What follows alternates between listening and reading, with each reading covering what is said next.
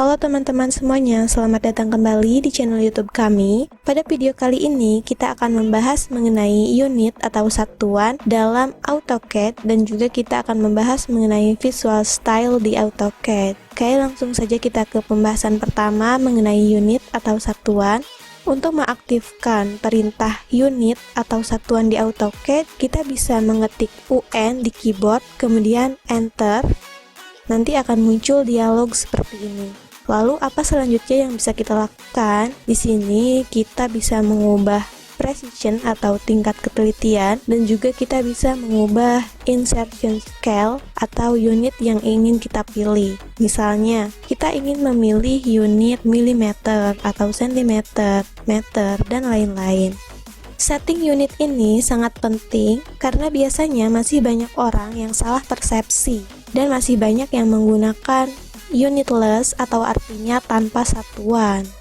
Hal ini sangat penting untuk diperhatikan karena pada akhirnya akan berpengaruh pada saat kita mengekspor file DWG hasil kerjaan kita ke software atau tools lain seperti Dialog, SketchUp, dan lain-lain.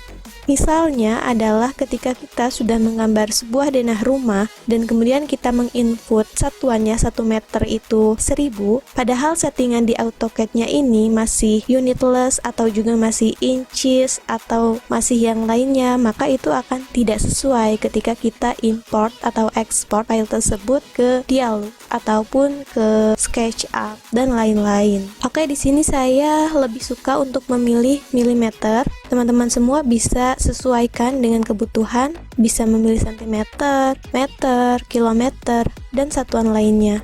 Kemudian untuk precision atau tingkat ketelitian, kita bisa sesuaikan tingkat ketelitian yang kita inginkan. Saya pilih di 0 saja karena hanya menggambar-gambar biasa. Tetapi untuk teman-teman yang menggambar atau desain yang berhubungan dengan mesin atau desain-desain lain yang memerlukan tingkat ketelitian yang lebih tinggi, teman-teman bisa memilihnya di 1 angka di belakang koma ataupun 2 angka di belakang koma. Semakin banyak angka di belakang koma, maka tingkat ketelitiannya semakin tinggi, teman-teman. Namun pada kali ini saya memilih 0 saja karena gambar yang saya desain tidak begitu memerlukan ketelitian yang tinggi. Oke, setelah itu kita klik OK. Jadi, teman-teman harus memastikan di awal ketika ingin menggunakan satuan atau setting unit di AutoCAD agar ketika file DWG yang sudah kita buat ingin kita import atau ekspor ke software lain, maka nanti ukurannya akan terbaca sesuai dengan yang kita gambar. Begitu, teman-teman. Oke, selanjutnya kita akan membahas mengenai visual style. Untuk mengaktifkan visual style ini terdapat 2 cara. Yang pertama dengan cara mengklik tulisan yang ada di layar monitor ini. Nah, di sini terdapat beberapa opsi atau pilihan mengenai visual style apa yang ingin kita pilih. Misal kita ingin menampilkan tampilan 2 dimensi wireframe. Nah, nanti dia akan berubah seperti ini. Kemudian ketika kita ingin mengubah ke konseptual, maka tampilannya berubah seperti ini. Begitu teman-teman, dan selanjutnya. Untuk 2 dimensi wireframe ini hanya akan menampilkan garis-garis kerangka atau rusuk dari objek yang kita punya. Seperti ini. Jadi hanya berbentuk garis-garis kerangka sebuah objek yang kita buat atau yang kita punya. Kemudian untuk visual dari konseptual seperti ini, dia akan menampilkan bentuk solid dari sebuah objek, termasuk menampilkan gradasi warna sesuai dengan bayangan yang terbentuk. Seperti ini ya, ini warna merah, kemudian ini mungkin bolong jadi warnanya abu-abu, seperti itu. Dia ada gradasi warnanya. Oke, selanjutnya ada hidden. Untuk visual dari hidden ini, dia tidak memunculkan warna, jadi tampilannya seperti ini. Kemudian selanjutnya realistik. Tampilan dari realistik ini seperti ini, hanya menampilkan objek dan material yang sudah diberikan. Untuk lebih detailnya mengenai perbedaan dari realistik dan juga konseptual, ini bisa kita perdalam di materi 3D ya teman-teman. Jadi untuk saat ini kita bahas mengenai visual style-nya saja. Oke, selanjutnya ada shaded. Tampilannya jadi seperti ini. Untuk shaded ini menampilkan bentuk objek tanpa menampilkan garis-garis rangka atau garis-garis rusuknya. Nah, seperti ini ya. Selanjutnya ada shaded with edge. Jadi dia menampilkan objek dan juga garis-garis rangka luarnya.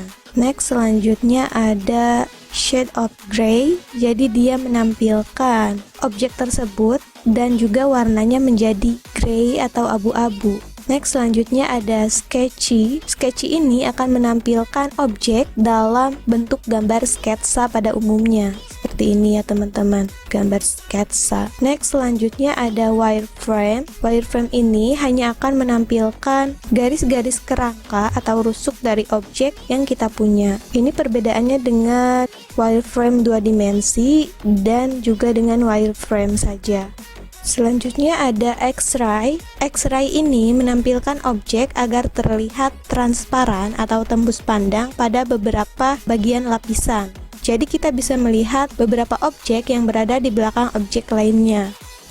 Oke, itu tadi untuk visual style dengan cara klik tampilan yang ada di layar monitor. Untuk sekarang, kita bisa juga mengaktifkan perintah visual style ini dengan cara ketik VS di keyboard, kemudian enter. Nanti dia akan muncul beberapa opsi pilihan di bawah ini, dan kita bisa memilih ketika kita ingin menampilkan tampilan realistik. Kita bisa ketik huruf yang berwarna biru. Untuk realistik ini huruf birunya R, berarti kita ketik R di keyboard, kemudian enter. Nah, dia akan berubah tampilannya menjadi realistik. Kemudian misalkan kita ingin merubah lagi menjadi tampilan wireframe, maka bisa kita ubah lagi, ketik VS, kemudian enter, lalu ketik W, lalu enter, dan dia akan berubah tampilannya ke mode wireframe. Dan kita bisa memilih tampilan dari visual style ini sesuai yang kita inginkan. Biasanya untuk AutoCAD versi 2013 ke atas, kita bisa memilih opsi-opsi ini dengan cara diklik seperti ini. Namun untuk AutoCAD versi 2013 ke bawah tidak bisa dengan klik, jadinya bisanya dengan ketik huruf awalnya di keyboard kemudian enter. Oke, cukup sekian yang kita bahas untuk di video kali ini. Terima kasih telah menonton video ini sampai selesai. Semoga dapat bermanfaat dan membantu teman-teman semua. Jika teman-teman ingin bertanya atau ingin berbagi tips lainnya mengenai AutoCAD, teman-teman bisa menyampaikannya melalui kolom komentar di bawah. Jangan lupa like, komen, dan subscribe untuk mendapatkan update terbaru dari channel ini. Sampai jumpa di video selanjutnya.